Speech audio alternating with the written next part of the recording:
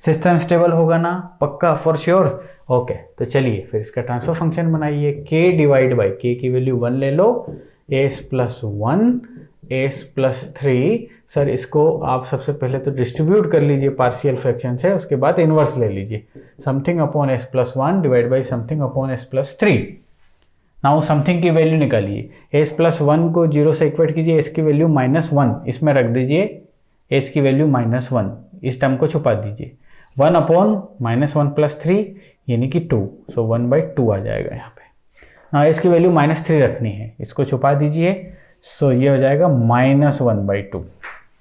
ठीक है, तो आप यदि ध्यान से इसको देखोगे तो ये हो जाएगी क्या, -1/2 यदि मैं कॉमन निकाल लेता हूँ तो ये हो जाएगी माइनस नहीं, सिर्फ 1/2 निकाल लीजिए, तो ये हो जाएगा s प्लस 1 और ये हो जाएगा -s प्लस 3।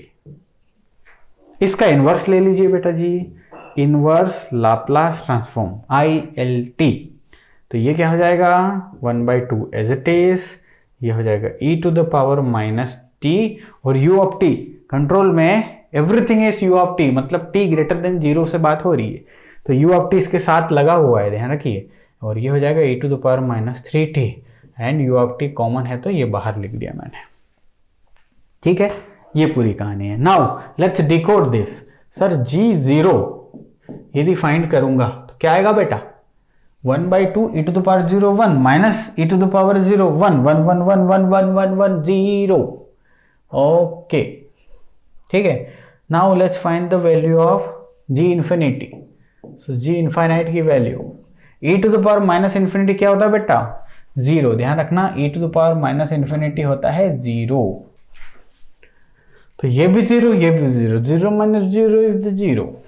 अच्छा, मतलब सब दूर 0 आ रहा है सर। ये इन बिटवीन समय की कोई सी भी वैल्यू पे निकाल लीजिए इसको, ताकि ग्राफ ड्रॉ कर पाए, क्योंकि अब तो मुझे समझ में ही नहीं आ रहा कि ग्राफ ड्रॉ करें तो करें कैसे, करें तो करें क्या, ये समझ में आ नहीं रहा है। लेकिन एक चीज समझ में आ गई, t = 0 पे भी ग्राफ 0 है और t = इनफाइनाइट यहाँ मान लेते हैं, चलो इनफाइनाइट है ना, वैसे तो इनफाइनाइट बता नहीं सकते, हम मान लेते हैं कि यहाँ t = इनफाइनाइट है, वहाँ भी ग्राफ 0 है और t = 0 यहाँ भी। अब ग्राफ बनेगा कैसे?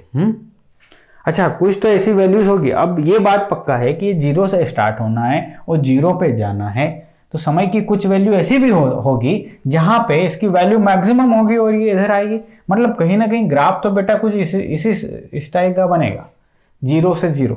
यहाँ पे कुछ एक मैक्सिमम पॉइंट भी होगा, ठीक है, होगा। वो मैक्सिमम पॉइंट मान लो कैलकुलेट करना हो तो मैथमेटिक्स की सहायता ले लेंगे, लेकिन ये बात तो तय है कि ये ग्राफ एनक्लोज्ड ग्राफ हो गया ना। वो बाउंडेड यदि ग्राफ हो गया तो आप सभी ने सीखा है कि ये क्या है सर, बाउंडेड है, और बाउंडेड का मतलब क्या है, स्टेबल। ठीक है, हाँ, आप बोलोगे सर ऐसा ग्राफ कैसे बनाया, अब ये मेरा काम है क्या? ठीक है, अलग अलग वैल्यू निकाल के रख लो यहाँ पे, तो आपको यहाँ पे पक्का इसी टाइप का ग्राफ मिलेगा। अच्छा सर, तो एक पॉइंट ऐसा आएगा जहां मैक्सिमम मिलेगा, बिल्कुल ये पॉइंट यहाँ है, मैक्सिमम मिलेगा। और मान लो मैक्सिमम निकालना होता तो मैक्सिमम निकालने के लिए तो बड़ा सिंपल सी कहानी है कि g ऑफ t है आपके पास, क्या है बेटा, 1/2 e⁻⁻t minus e⁻⁻3t into u of t। तो एक काम करो, इसका डिफरेंशिएशन कर दो, उसको इक्वेट 0 कर दो। मैथमेटिक्स में पढ़ते हो ना, मैक्सिमम वैल्यू मिनिमम वैल्यू कैसे निकालनी है। मैक्सिमम वैल्यू आपको यहाँ से करके जाओगे तो मिल जाएगी कि t = what time you will get the maximum value. वो हालांकि अपना पॉइंट ऑफ डिस्कशन नहीं है, मुद्दा क्या था, this is the stable system. देख लीजिए, आगे आइए जरा, ये है प्योरली अनस्टेबल सिस्टम आएगा ये। हाँ सर आएगा, एक बार देख लेते हैं जरा। तो ट्रांसफर फंक्शन बेटा हो जाएगा k डिवाइड बाई 1 ले लिया मैंने, s not plus 1 s minus 1 and s minus 3। आपको तो पता है, आप तो देख के बोलोगे कि सर ये अनस्टेबल सिस्टम होगा, क्योंकि पोल, एक भी पोल यदि RHS में होता अनस्टेबल सिस्टम हो जाता, राजा है ना। खैर, अब इसको हम डिस्ट्रीब्यूट करते हैं। तो ट्रांसफर फंक्शन हम किसकी सहायता लेंगे भाई, पार्शियल फ्रैक्शन की, something divide by this, something divide by this. S की वैल्यू 1 रख दीजिए यहाँ पे, इसको छुपा दीजिए, तो this is nothing but -1/2। S की वैल्यू 3 रख दीजिए, इसको छुपा दीजिए, so this is nothing but 1/2 plus sine over here. तो ट्रांसफर फंक्शन जो हो गया राजा बेटा -1/2 यदि कॉमन आ जाएगा तो 1/s -1 -1/s -3 दिस। अच्छा सर, अब इसका इनवर्स लाप्लास ले लीजिए, inverse Laplace transform. So give the name g of t, 1/2 minus है यहाँ पे, ये हो जाएगा e to the power t minus e to the power 3t। अच्छा जी, कुछ ये बनेगा सर? जी हाँ, ये बनेगा। अब जरा ध्यान से देखो आप खुद ही कि g ऑफ 0 की वैल्यू यहाँ पे क्या है, बताएगा कोई? g ऑफ 0 की value e to the power 0 1, e to the power 3t 1, 1 minus 1 sir 0 आ रही है, बहुत बढ़िया। g इनफाइनाइट की वैल्यू कोई बताएगा हमें? g इनफाइनाइट की वैल्यू क्या है? e to the power infinity, ये भी इन्फिनिटी है सर। तो अब तो कहानी उलझ गई। क्या उलझ गई कहानी? कि सर 0 से स्टार्ट करना है, इन्फिनिटी पे जाना है, तो इसमें क्या कहानी को उलझाना, ड्रॉ ही तो करना है। t इक्वल टू 0 पे ये है कितना, t इक्वल टू इस पे 0 है, t इक्वल टू इन्फाइनाइट पे ये जाना है infinite, let's take infinite over here. तो ग्राफ तो कुछ ऐसा जाना है। अब ये कैसे टुकड़ों में टूटेगा जाएगा वो सब आप कर लोगे, बट ग्राफ कुछ इसी टाइप का बनने वाला है। और ये है bounded area bounded by the curve, और ये एक अनबाउंडेड एरिया है, अनबाउंडेड एरिया का मतलब ही होता है अनस्टेबल। समझे? Is it clear to you? अब ये ग्राफ आप t की अलग अलग वैल्यू रखिएगा और बना लीजिएगा, आपके ही हाथ में है सब कुछ, है ना? मुद्दा समझ में आया ना? अब ये सब लल्लू थे, अब यहां देखिए, यहां मजा आने वाला है। लिखिए ट्रांसफर फंक्शन। अब ट्रांसफर फंक्शन देखो, आप पोल्स फाइंड कर लीजिए। सबसे पहले पोल्स क्या हो गए यहाँ पे, -2 पोल, एक पोल हो गया S1 हो गया -2 + 2j, और एक हो गया -2 - 2j, पक्का 2 पोल है, ठीक है। अच्छा, अब एक काम करो, इन पोल को उठा के खिसका दो यहाँ पे इमेजिनरी एक्सिस पे, तो सिस्टम मार्जिनल स्टेबल होता है। मार्जिनल स्टेबल मतलब कंटिन्यूअस ऑसिलेशन। लेकिन आप अंदर ले आए, है ना? इन पोल्स को यदि आप इमेजिनरी एक्सिस पे पहुंचाओगे तो ऑसिलेशंस मिलेंगे, और यदि इधर पहुंचाओगे तो स्टेबिलिटी मिलेगी। स्टेबिलिटी मतलब बाउंडेड समथिंग हो जाएगा। देखो, कहने का मतलब यह है कि इस जोन में पूरा बाउंडेड मिलता है, यहाँ पे ऑसिलेशन मिलता है, यहाँ पे अनबाउंडेड कहानी हो जाती है। तो आइए देखने की कोशिश। k divide by something. So pole क्या क्या है बेटा, +2 - 2j और s +2 + 2j, ये पोल्स हैं बेटा, है ना? ट्रांसफर फंक्शन यही। चलो, तो इस ट्रांसफर फंक्शन को थोड़ा इधर लेके आइए। तो इसको तो मैं ऐसे लिख सकता हूँ, s + 1 का होल स्क्वायर, a + b का फॉर्मूला लगा रहा हूँ बेटा मैं। ये रहा a और ये रहा b, a + b, a - b का फॉर्मूला क्या हो जाएगा? You know very well, a + b, a - b is nothing but a² - b²। So a² लिख दिया minus b² is nothing but 2j का square. This is nothing but s + 1, j² is nothing but -1, minus minus plus हो जाएगा, और ये 2 का square. This is the transfer function. अब इस ट्रांसफर फंक्शन को डिकोड करते हैं, ठीक? तो transfer function is equal to 1 divide by s + 1 का होल स्क्वायर प्लस 2 का square. This is the transfer function. अब जरा एज्यूम कीजिए, देखिए जरा ध्यान से, मान लो ये s + 1 ना होके सिर्फ मानन लो 1/s² + 2² होता, तो सर ये तो साइन, देखो साइन ω t क्या होता है? साइन ω t होता है ω डिवाइड बाई s² + ω², है ना? यहाँ पे ω की जगह 2 मिसिंग है, तो एक काम करते हैं, 2 का मल्टीप्लाई करते हैं और 2 का डिवीजन करते हैं, 1/2। अब एक पल के लिए भूल जाइए कि s + 1 है, सिर्फ 2/s² + 2² है, तो ये कहानी क्या हो जाती, सपोज साइन 2t यहाँ पे होता तो 2/a² प्लस 2²। तो ये तो सर साइन 2t है। जी हाँ, ये साइन 2t है, लेकिन अब मान लो इस साइन 2t में e⁻⁻t का मल्टीप्लाई कर दें तो आपने क्या देखा है, आपने ये देखा। अच्छा, अगली स्टेप से करता हूं। यदि आप e⁻⁻t साइन 2t कर देते हैं, समय में एक्सपोनेंशियल टर्म का गुणा कर देते हैं, आपने एक प्रॉपर्टी देखी, प्रॉपर्टी लिख देता हूं कि यदि फंक्शन में आप e⁻8t का मल्टीप्लाई कर देते हैं तो इधर क्या हो जाता है, s plus a, frequency shift हो जाती है। आपने देखा कि नहीं देखा? तो on the same ground e⁻t का यदि साइन 2t में मल्टीप्लाई हुआ है, इसका मतलब क्या कि इसके जहां भी s है उसमें +1 की शिफ्टिंग कर दीजिए। So this is nothing but this. आ गया यही कहानी, ये कहानी आ गई आपके पास।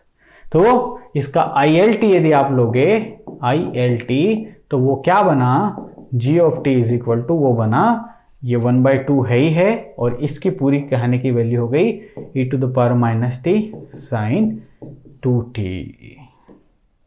समझे बात? ये बन गया। ध्यान से देखना आप मेरी बात। Sir 1/2 into e⁻t sign 2t बन गया। सर सिर्फ साइन 2t यदि आता, इसका पोस्टमार्टम कर रहे हैं, जरा ध्यान से देखना आप मेरी बात को समझता। यदि सिर्फ साइन 2t होता तो ग्राफ क्या होता बेटा, सिर्फ साइन 2t का ग्राफ लिख रहा हूं मैं। साइन 2t का ग्राफ क्या होता, this is the sine 2t graph, continuous oscillation. लेकिन अब इसके साथ मल्टीप्लाई करना है e⁻t का भी, तो जरा देखो e⁻t का देखो अब जरा, ठीक है, ये हो गया साइन 2t का। अब आप लिख लो e⁻t का। e⁻t 0 पे वैल्यू है 1, इनफाइनाइट पे है 0, सो ये ग्राफ हो गया कुछ ऐसा। यस और नो? अब दोनों को मल्टीप्लाई कर दो। वाह, बड़ा मजा आ रहा है सर, बहुत ही आनंद आ रहा है। चलो, तो आनंद आ रहा है तो दोनों का मल्टीप्लाई कर दो, और दोनों का जैसे ही मल्टीप्लाई करोगे बेटा, आपको क्या मिलने वाला है, वेट ए मिनट, आपको मिलने वाला है कुछ ऐसा।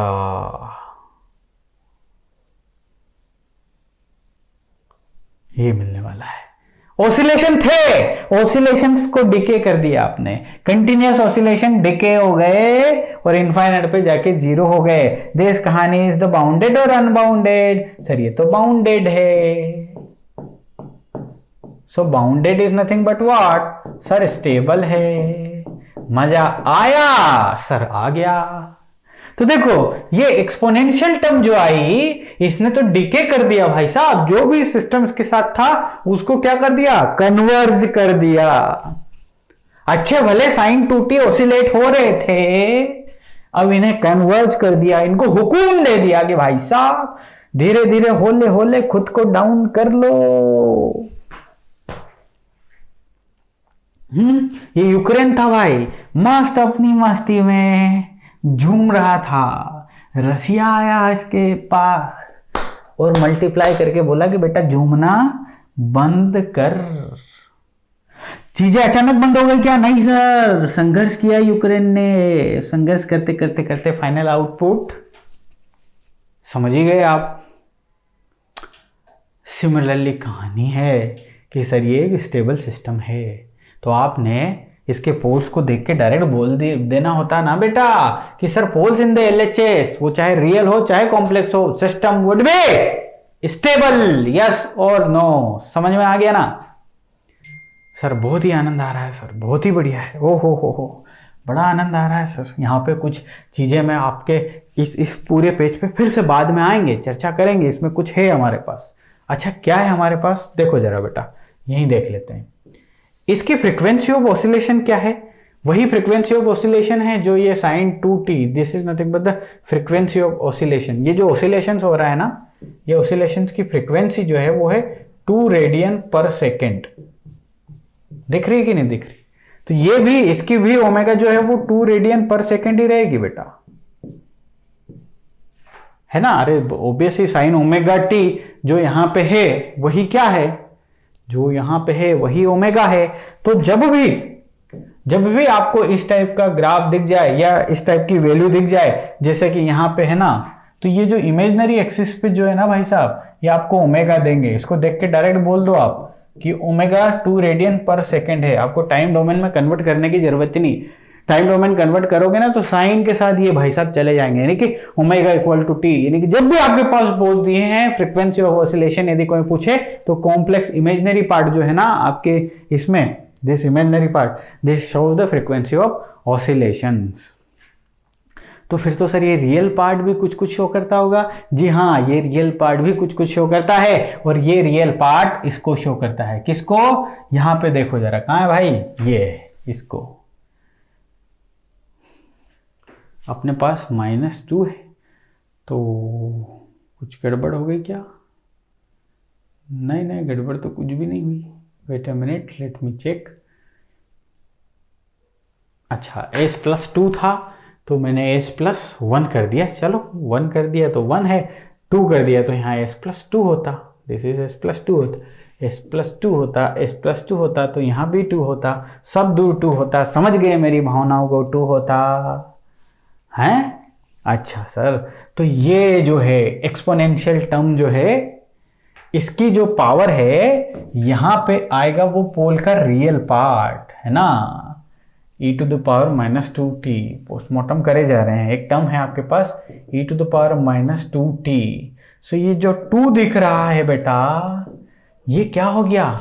एक तरफ से सर ये कुछ ऐसी कहानी हो गई जो डिसाइड करेगी कि कौन सी स्पीड से डिके होना है। अच्छा, e⁻⁴t होता तो और तेजी से डिके होता। नहीं समझे ना? अभी समझोगे। e⁻²t का ग्राफ यदि ऐसा है तो e⁻⁴t का ग्राफ ऐसा होगा, मतलब और जल्दी डिके होगा। फास्ट डिके है ये जो है ना, वेरी फास्ट डिके हो रहा है इसमें, और इसमें स्लो डिके है इसके कंपैरिजन में। यानी कि डिके करने की जिम्मेदारी किसकी है? इस फैक्टर की। ये जितना ज्यादा होगा उतना ज्यादा क्या होगा भाई साहब? ये फंक्शन डिके होगा। अभी यही छोड़ देता हूं क्योंकि इसके बारे में डिस्कशन करना है। ये पोल है हमारा, अभी एक एग्जांपल के साथ करूंगा। इतना क्लियर है सब कुछ? Everything is clear? चलिए अगला आ जाइए। अब इसमें क्या होगा आप तो समझ ही रहे हो। एक्सपोनेंशियल टर्म का मल्टीप्लाई होगा, लेकिन कौन सी पावर की? पॉजिटिव पावर की। ठीक, देखो जरा, ले ही लेता हूं, कर ही देते हैं। ट्रांसफर फंक्शन 1/, ये बन जाएगा s-2 + 2j, s-2 - 2j, ये बन जाएगा लाइक दिस। ठीक है, ट्रांसफर फंक्शन बन रहा है 1/s-2 का स्क्वायर प्लस 2 का स्क्वायर। जब इसका ILT लोगे आप, तो ILT में आपको देखने को ये मिलेगा कि this is nothing but e⁻²t, और जो भी साथ में 1/2 आ जाएगा sin 2t। अब आपके सस्टेन्ड ऑसिलेशन में e⁻²t का मल्टीप्लाई हो रहा है। जरा ध्यान से देखो, ये है कहानी। ओ सॉरी, क्या हो गया भाई? देखो जरा ध्यान से। sin 2t, where is the sin 2t? Here it is. Frequency of oscillation क्या हो गई? 2 रेडियन पर सेकेंड। तो ये sin 2t। ये बेचारा यूक्रेन अपनी मस्ती में, नाउ e⁻²t सर, यहाँ पे e⁻²t में ड्रॉ कर रहा हूं। इसकी वैल्यू है यहाँ 0 और बाकी ये वैल्यू है इनफाइनाइट, यानी कि ये अनबाउंडेड कर्व। ठीक, अब इन दोनों का मल्टीप्लाई कर दीजिए। तो यूक्रेन के पास, दिस इज द यूक्रेन के पास नेटो आया, NATO। नेटो बोला कि बेटा हम तुम्हारे साथ है, तुम संघर्ष करो। तो नेटो ने इसको फैला दिया भाई, अनस्टेबल कर दिया यूक्रेन को। रूस से लेने का पंगा नहीं था, बट आ गया उसमें, हिम्मत आ गई, अनस्टेबल हो गया वो, है ना। रूस से लेने का पंगा इसलिए नहीं था कि बेचारा छोटा कंट्री है, रूस के पास ज्यादा हथियार हैं, ज्यादा इक्विपमेंट्स है, ज्यादा सैनिक है इसके कंपैरिजन में, इसलिए। अदरवाइज गलत थोड़ी था बेचारा यूक्रेन। चलिए खैर, तो अब ऑसिलेशंस कैसे बन जाएंगे, इसके अकॉर्डिंग वो करेंगे अपने आप को एग्जीक्यूशन, यानी कि कुछ ऐसा बनने वाला है, देखना जरा ध्यान से। फैल गया, अनस्टेबल, अनबाउंडेड, ऑसिलेशन अनबाउंडेड हो गए।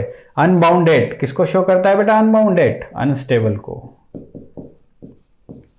कहानी क्लियर हो गई सर कि पोल यदि आरएचएस में चले जाएं, रियल हो कॉम्प्लेक्स हो फर्क नहीं पड़ता, सिस्टम अनस्टेबल हो जाता है। अगली क्लास में मिलेंगे, आगे बढ़ेंगे।